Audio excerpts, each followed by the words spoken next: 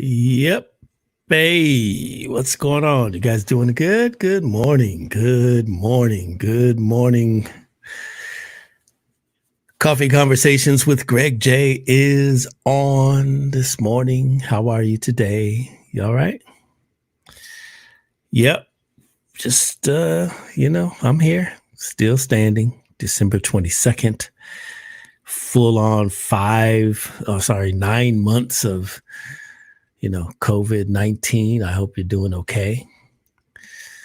It's the holiday weekend, the holiday week for Christmas. Merry Christmas, Happy Hanukkah, and all the holidays that are happening in this day and time.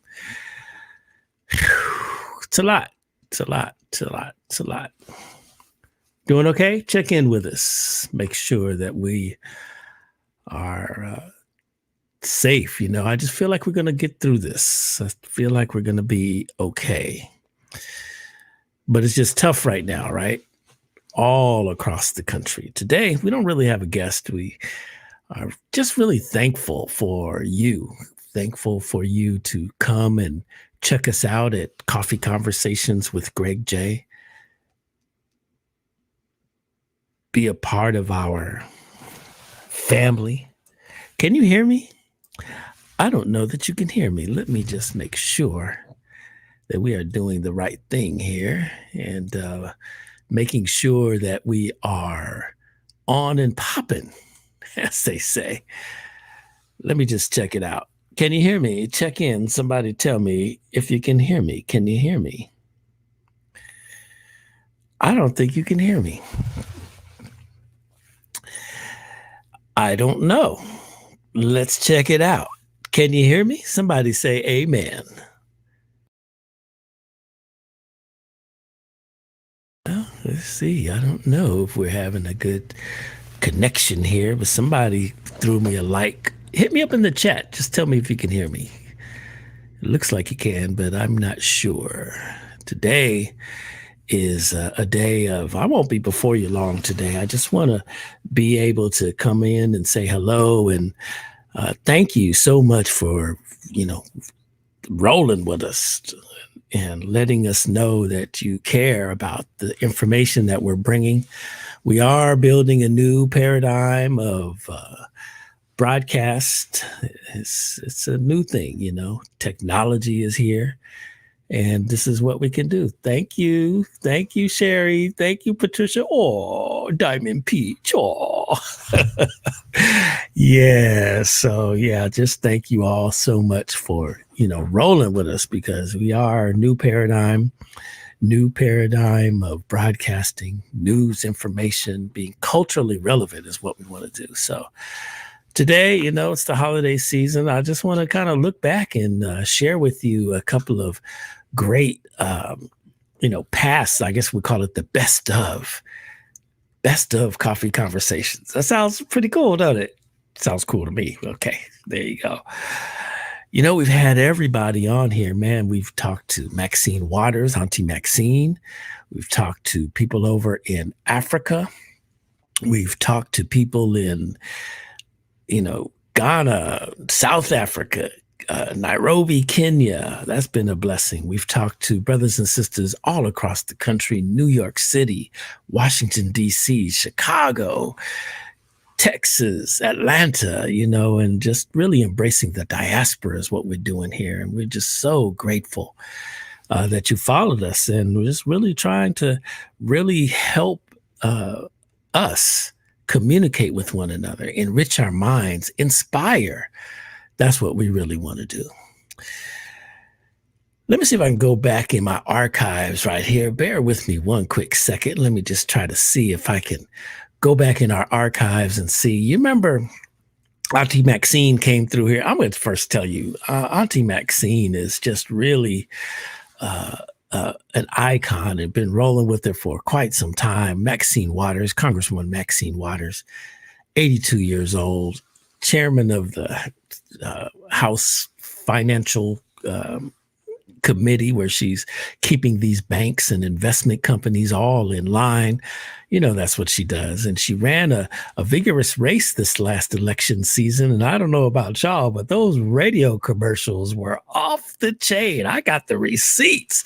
I mean, we would need to turn that into, some of the broadcast authorities where they award the Marconi Award for best advertising in radio programming, or Clio, which is the pretty much the Grammy of the advertising area. I mean, that was just epic campaign right there. And we were so happy to reach out to her when we first began the coffee conversations and say, hey, Congresswoman Waters, would you come on to coffee conversations? And she did, and it was really great. Let's see if we can find a little bit of that particular coffee conversation. Let's see here. Bear with me one quick second and see if this is the one we want to see on Maxine Waters. Now, I don't even know what term this is she's just in. I know that she made the headlines this past week where she was saying that, the nation missed an opportunity to go ahead and full on impeach President Trump and, even have him arrested and everything. And, while they did impeach him in the House, when it went over to the Senate, they, acquitted him. So I guess it's a stalemate, if you will. And man, I don't know what to say about that except to say, hey, it is what it is. He's out of there now, hopefully, and out of there pretty quickly, as we hope to see that happening peacefully, because I'm seeing people are kind of crazy, including him. Even his staff is getting crazy. I see you there, Sherry. Yes, thank you, super producer Rhonda Love. She's around here somewhere. We've got a lot of stuff going on in these here parts, and we're just blessed. It's hard though, y'all. It is hard, but we're blessed, and we are just taking it one day at a time, man. This is what I would encourage everybody. Just take it one day at a time. Bear with me while I get to our video of Maxine Waters here as she visited Coffee Conversations with Greg J. We were so happy. It was awesome that she did that for us. And we're just trying to find, in fact, her first. I think this might be it right here. Nope. I had them all lined up, but I think when I rebooted this morning, I messed up my stuff. But it's okay. Just bear with me right quick, and we're going to make this thing happen, Yep. Here she is. We're having trouble playing this video. Y'all, Facebook, man, you can't stop us. All right, here we go. This is, let's see. See, but share this screen right here with y'all. Is that it? For the amount of rent that's owed Maxine by Waters. Our renters, I think it's the right thing to do. And so, yes, that's in our $3 trillion bill. We're going to fight for it. We're going to negotiate with the Senate. We're going to have our negotiators, our top negotiators, the Speaker, Nancy Pelosi, and Dick Schumer on the Senate side, negotiating with McConnell on the Senate side, and the President and Mnuchin. My game is off this morning. I'm a little out of rhythm today, So let me just roll with me for a few minutes. Let me get this together. Oh man, hold on one second. Go remove that one. Share her back. Yeah. Here we go. and all of his cabinet people can weigh in with the president in whatever ways they want. Mnuchin is head of their negotiating team. We're in a fight. We're in a struggle, and we're not backing down. And we're going to do everything that we can to come out with the most that we can get in this $3 trillion legislation that we have proposed. That's really great. Now, here in the hood, Congresswoman Waters, we the Black business community is struggling, and there's certain sectors that are really getting hard. We're starting to hear, okay, we can't even look at me. I need a haircut. We can't even get our hair cut, our hair done, and everything. And the barbers and beauty shops are starting to, kick up a little dust because they want things to open up quickly. Are we ready to reopen? Well, this is what is going on. We have our governors who really are in charge of, coming up with the programs to ease their economies back into business. Mm-hmm. Now, I know that we have some anxious folks who are losing, profits because they cannot be open. But we have, and the governor in particular, has a responsibility for not only paying attention to their concerns and wanting to strengthen this economy and open it back up, but he also has a responsibility for the health, welfare, and security of the people. And he cannot dismiss the fact that we still have people who are getting infected. We still have people who are dying, and we're looking out for the business owners and the patrons of those businesses. And so they have to be careful, follow some guidelines that are being recommended by our medical experts, help to understand how they can ease into opening up some of these businesses. Some of them have to remain closed down for a period of time, and see what we can do to satisfy both of those concerns, but cannot disregard the fact that life and security is extraordinarily important in this decision. Mm-hmm, mm-hmm. Now, when we roll across our communities here, our people are not practicing. I mean, it gets me when I see my brothers and sisters, no mask, no social distancing. It's almost like a good portion of us don't really care. How would somebody might be listening to this who still have doubts that this virus is real. How would you inspire the people right now to practice all of the safeguards that are in place to keep us well? Well, I try in every way that I possibly can. Yesterday, after recording my speech for the graduation of Southwest College, I left a message that was asked of me to be recorded in a video so that they could play it, where I reminded all of those students at Southwest that they have to wash their hands often, and they have to wash them for 20 to 30 seconds with soap and water to make sure that they are keeping them clean, and that if they have been in touch with the virus by touching other surfaces, that they can wash their hands and clean their hands of any contact with the virus.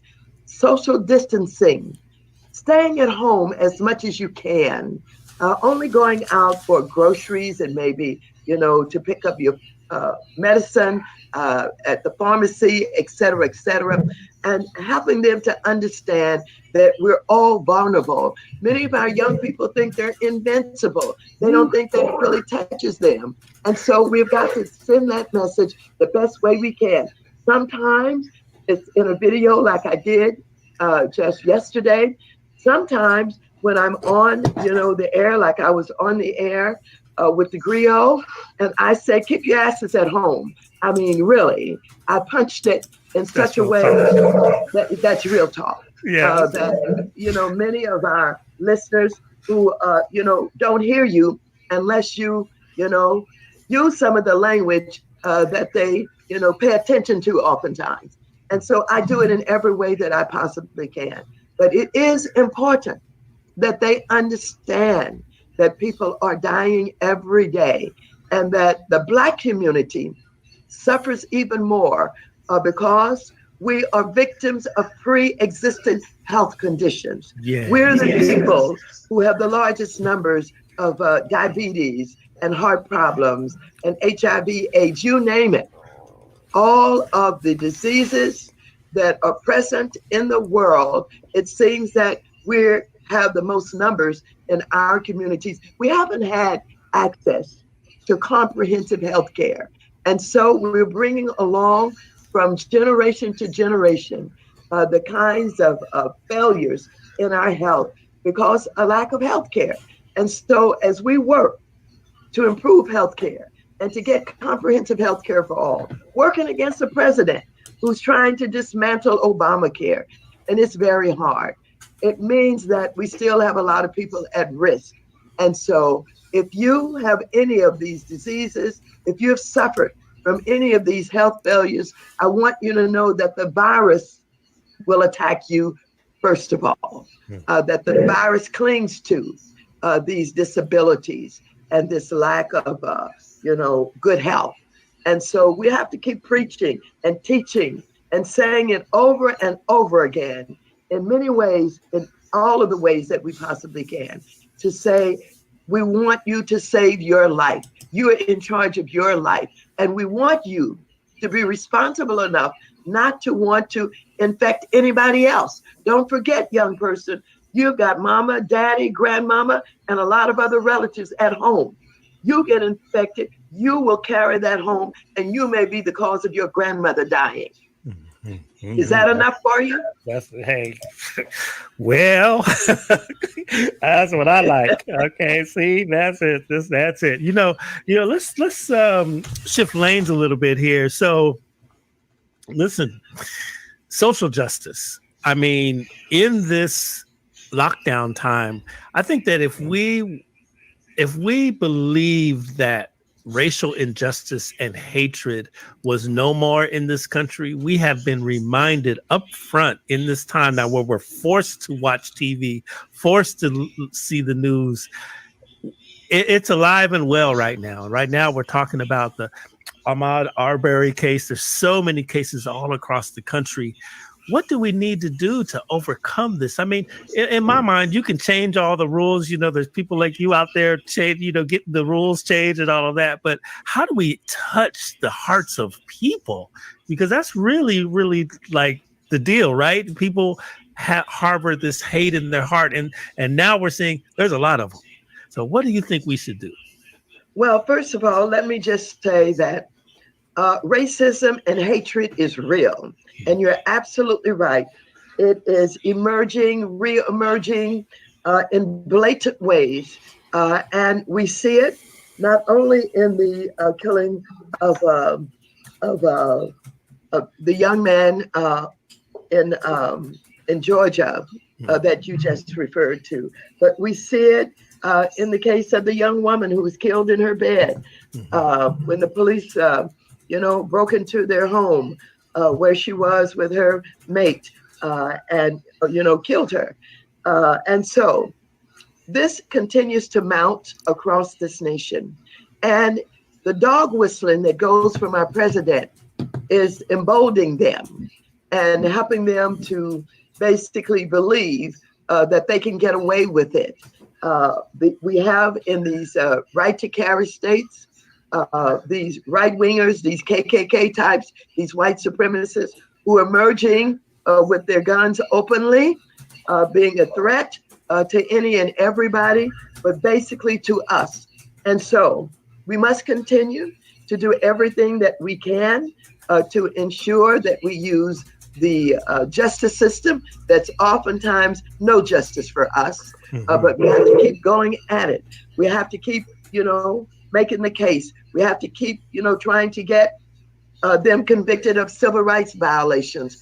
We have to deal with our local police. We have to go to our police commission hearings. We have to do all of that. And we know that we have been taught by one of the greatest leaders in the world, one of the civil rights leaders, Martin Luther King, that we must practice nonviolence. But it's getting harder and harder. People are frightened and people are saying, what am I to do?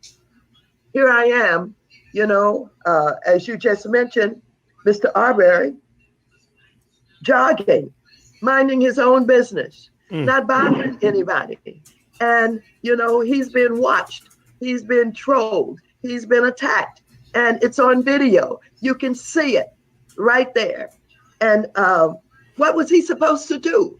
We saw him trying to wrestle with the gun, that they had pointed at him when they jumped out of that truck. And what was he to do? What are we to do? And I put that question out there, as you are putting it out there, to the President of the United States and to these right-wing haters. When you approach us, when we know that you're threatening us, when we know that we can't walk down the street, we can't be in the so-called wrong neighborhood, what are we to do when our lives are threatened? What are we supposed to do? Are we supposed to say, I'm a nonviolent person, please don't shoot me while you're shooting me down? Am I supposed to say, you're not supposed to be a hater? You're not supposed to be a racist? You don't get a chance to say that, and it wouldn't do any good anyway. And so I tell you, I believe in self-defense. I do not believe in initiating crime. I do not believe in initiating gun warfare. I do not believe in, taking advantage of anybody, of bullying anybody, of killing anybody. I think all that's wrong. But please don't come at me threatening to kill me and with your gun or with your weapon, because I have no other alternative but to defend myself. This is a very well. There you have it, Congresswoman Maxine Waters. Boy, that was back in like May. We had her on and coffee conversations with Greg J. That was pretty incredible that day. Hey, what do you think about that? You guys like that? She was here. And we've been talking to her. She's going to come back through real soon here. Been a little busy. They passed the stimulus situation out there late yesterday. And you're seeing that in the headlines on today. So she's been a little busy. But, she's going to come through, holler at the folks on Coffee Conversations with Greg J. Yes, yes, yes. Good stuff, right? Good stuff. We've been so blessed here. Let's go to the next one. I think we can see, let's see. Let's go over to Africa. Remember our good friend Rocky Dawuni. He's in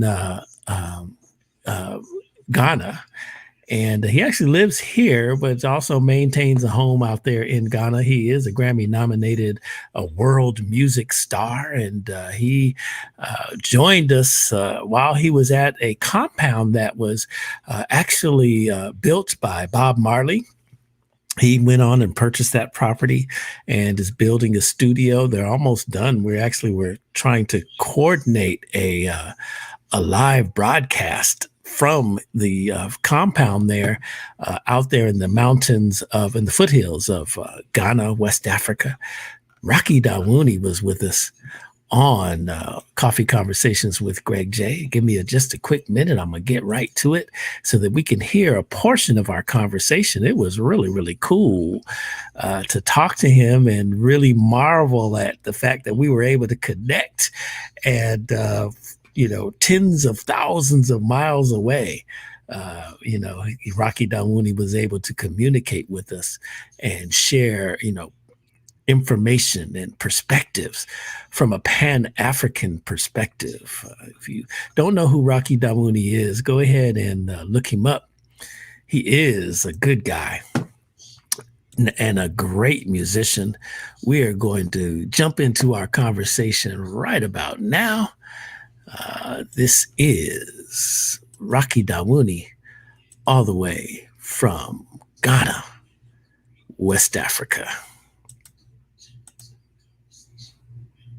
The music lives in the borders between traditional African music, Jamaican reggae, a lot of American soul and hip hop, and then also traditional high life music and Afro beats.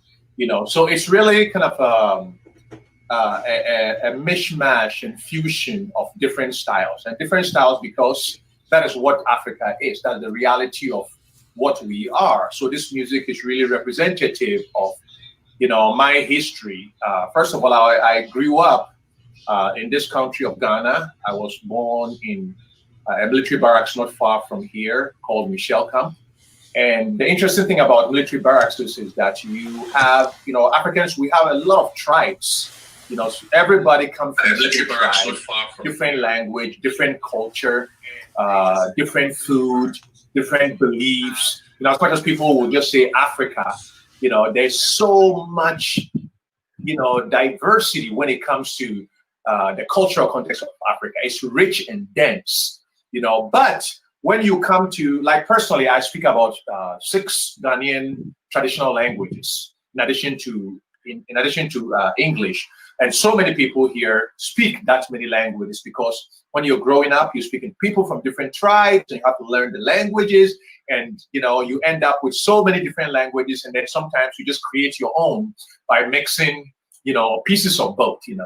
So coming from Michel Camp in this barracks, the interesting thing was that there was people from all these tribes who lived together because the soldiers were chosen from all around the country.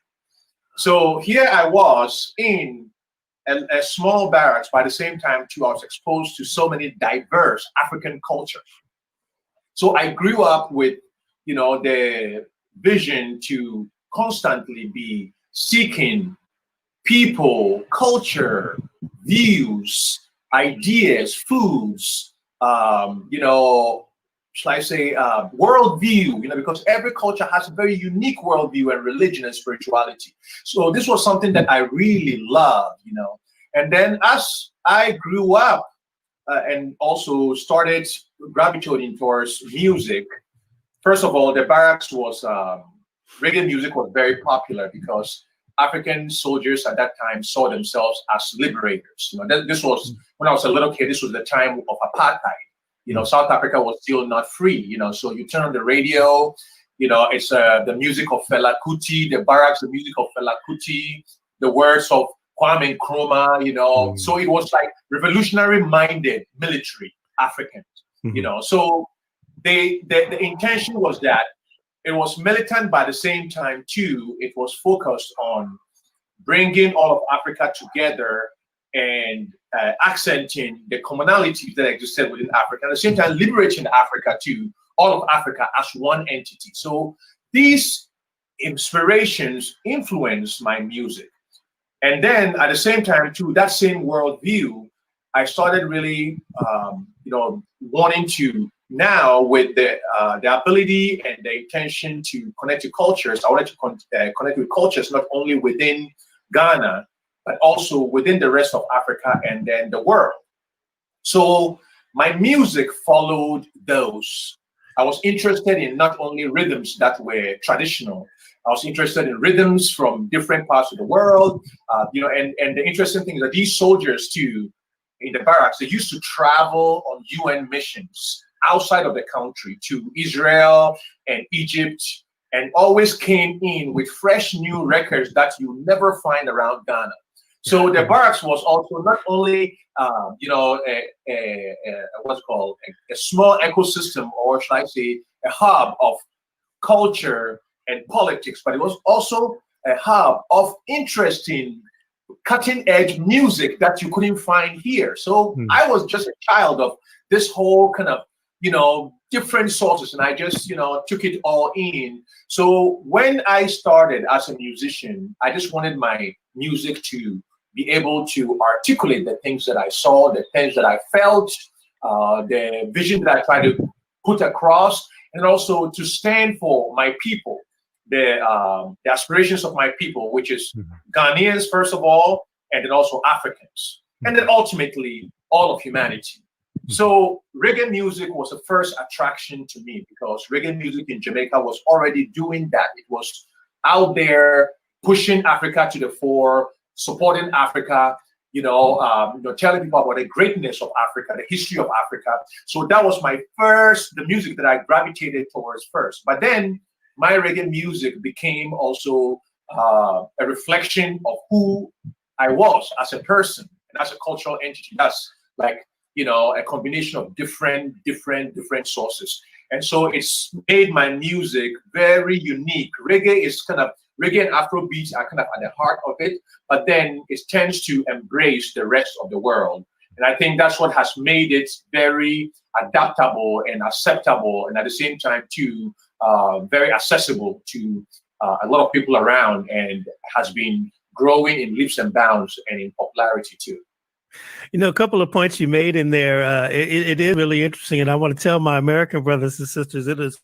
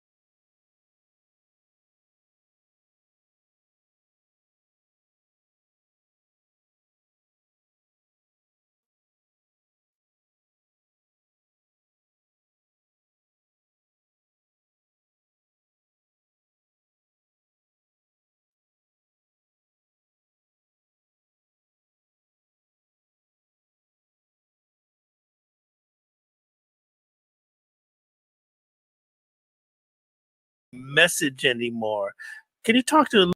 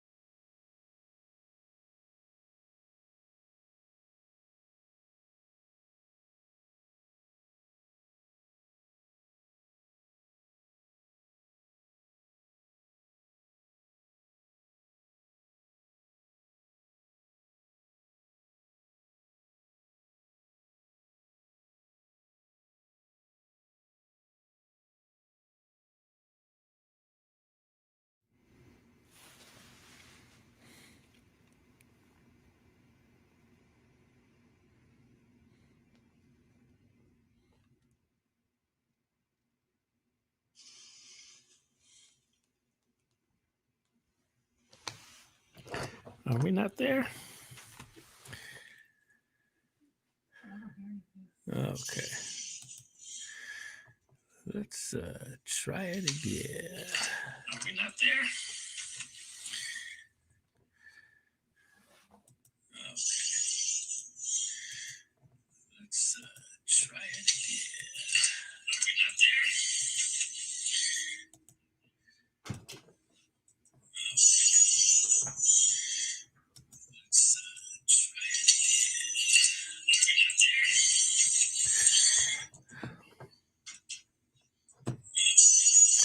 Well, I tell you what, y'all, we're just trying to get this all together here. Let's see if we can try it one more time to get Michael Williams on here, and then we're going to just call it a day. Just go on and reset, tear the studio down and rebuild it so we can be on point for the coming year, because we got a lot coming up with us at Coffee Conversations with Greg J. Just really, really excited about it here. So hold on one sec, yo.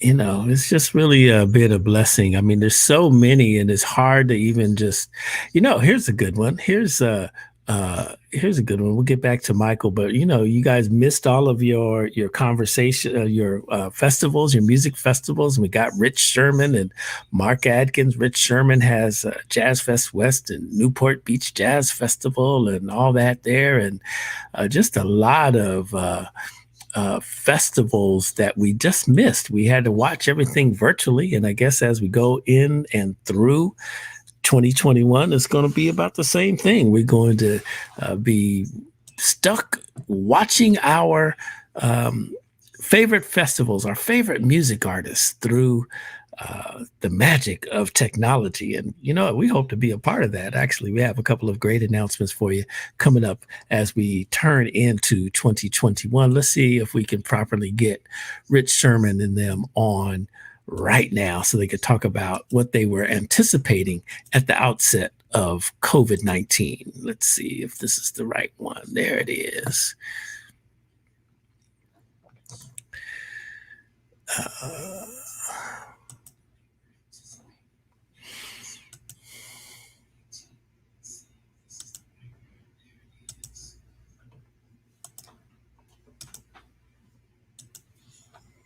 Oh, there's Michael.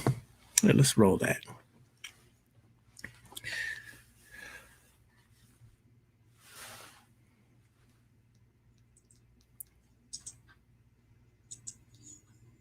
Oh, there's Michael. Let's roll that.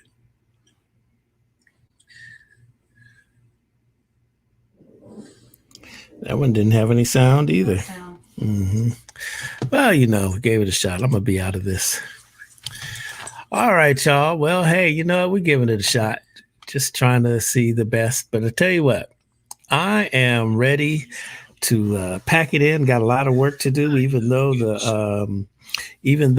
it's holiday season time. We're very busy here. Coffee Conversations with Greg J, Dream Creator Studio, BeachCityRadio.com. Here's what it is. We're preparing 2 virtual festivals for the Martin Luther King holiday. One in Long Beach, where we're calling it the Community Virtual Day of Service, Arts and Culture. You're going to hear a lot about people doing great work in honor of the memory of Dr. Martin Luther King.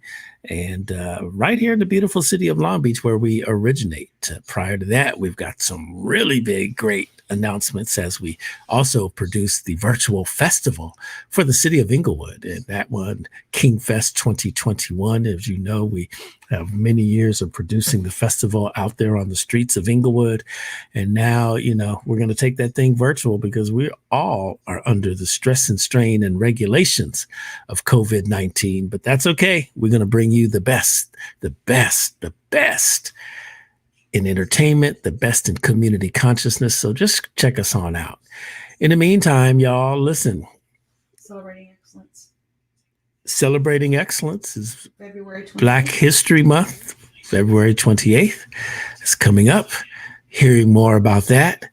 Man, you know how we do it. Hey, listen, with Celebrating Excellence, so you're wondering what that is. We've taken over the Michelle Obama Library out in the beautiful city of Long Beach. That's really going to be great. We had Bill Duke. This last year, we honored Derek Simpson here in Long Beach. We honored Andre Russell from KJLH. We honored Tracy Kelly from Cal State Long Beach. And who else? There was Nina Turner from the Port of Long Beach. And that was a really good time.